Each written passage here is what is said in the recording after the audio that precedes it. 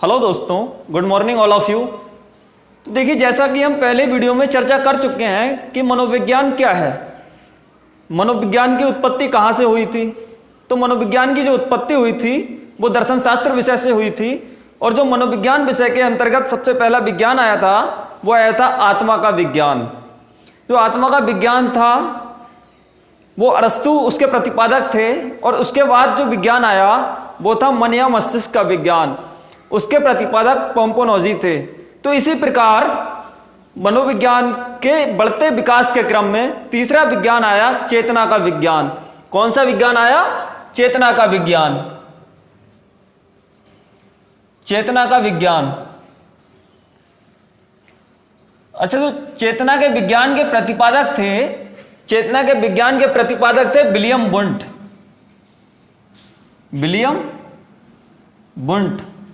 William Wundt जो व्यक्ति थे वो जर्मनी के थे। कहां के थे? विलियम वुंट जर्मनी के थे, और इनके जो चेतना के विज्ञान के समर्थनकर्ता और थे उनका नाम था William James. William James, James सली,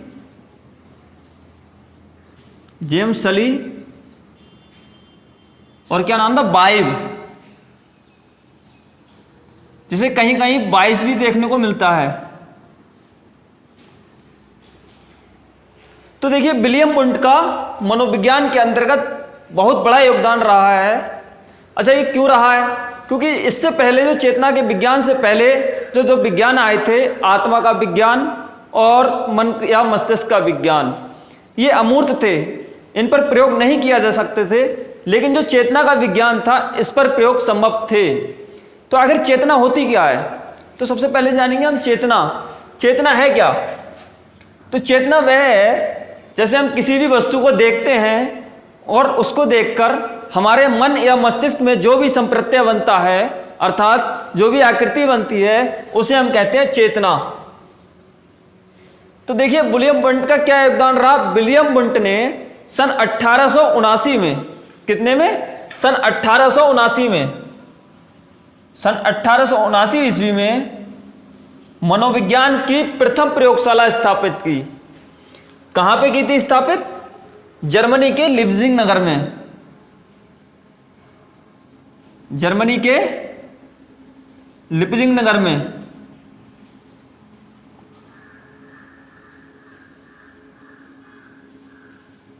लिप्जिंग शहर में। तो देखिए, जर्मनी के लिप्जिंग शहर में स्थापित की। तो ये कहां की थी? कौन से विश्वविद्यालय में की थी? तो ये की थी लिप्जिंग विश्वविद्यालय में। कौन से विश्वविद्यालय में? लिप्जिंग विश्वविद्यालय।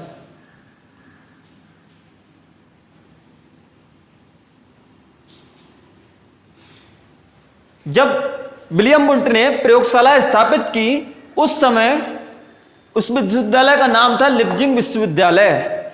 लेकिन जो वर्तमान में नाम है इस विश्वविद्यालय का, जो नाम है कार्ल मार्क्स विश्वविद्यालय। कार्ल मार्क्स विश्वविद्यालय।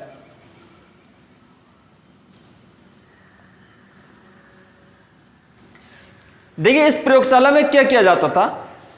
इस प्रयोगशाला में प्रयोग किए जा सकते थे।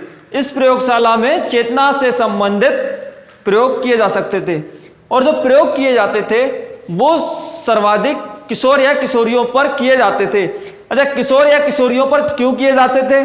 तो किशोर या किशोरियों पर इसलिए किए जाते थे क्योंकि जो सर्वाधिक बुद्धि का विकास विकसित होता है वो किशोरावस्था में ही होता है।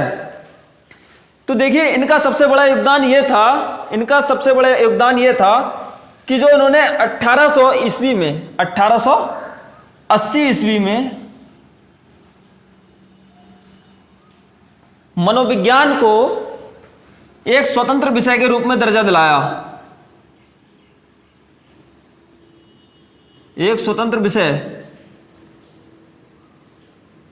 का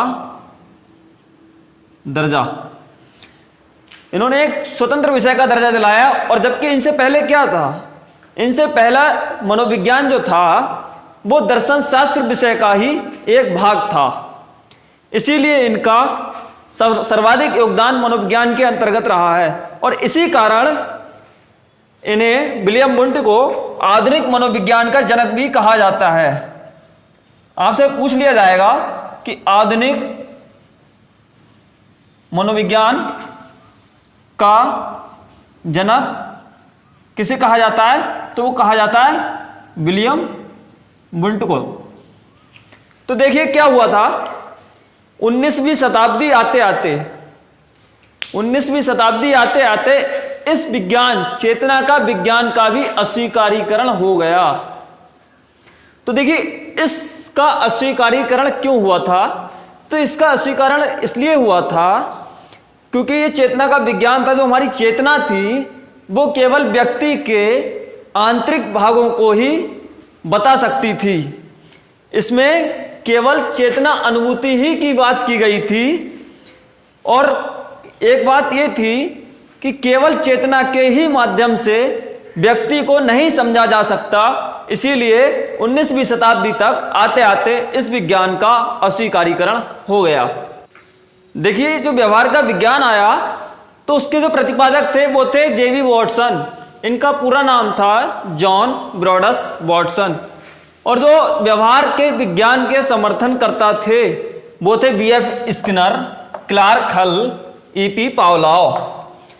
देखिए जो व्यवहार शब्द आया, व्यवहार शब्द वो सर्वप्रथम 1908 ईस्वी में, कब, 1908 ईस्वी में विलियम मैकडूगल ने, किसने, विलियम मैकडूगल ने दिया था।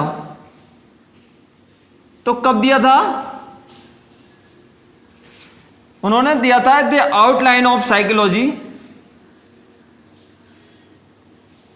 Outline of psychology.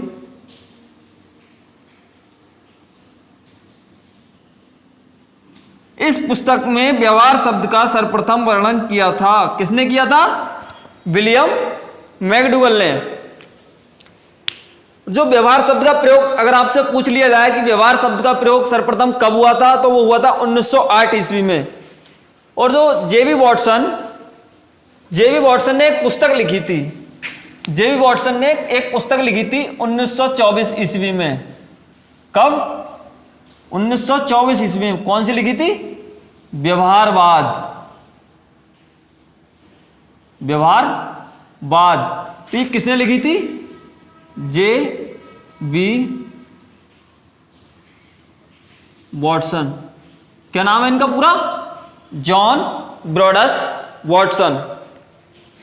तो देखिए व्यवहार आखिर है क्या, तो देखिए जो व्यवहार है वो मानसिक स्थिति का बाह्य रूप, जो मानसिक स्थिति है हमारी उसका जो बाह्य रूप है वही हमारा व्यवहार कहलाता है। अर्थात जो व्यक्ति भी कोई भी शारीरिक या वैसी क्रियाएं करता है तो वो उसका कहलाता है व्यवहार।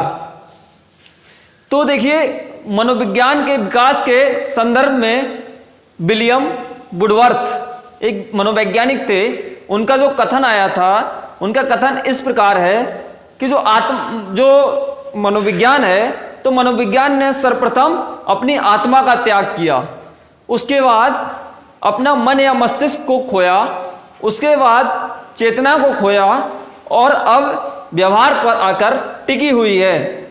देखिए अगर अभी तक आपने मेरी पीछे वाली वीडियो नहीं देखी है तो उसे ज़रूर देख लें और चैनल को सब्सक्राइब कर लें ताकि आने वाली हर वीडियो का नोटिफिकेशन आपको सही समय पे प्राप्त हो सके। Thanks for watching.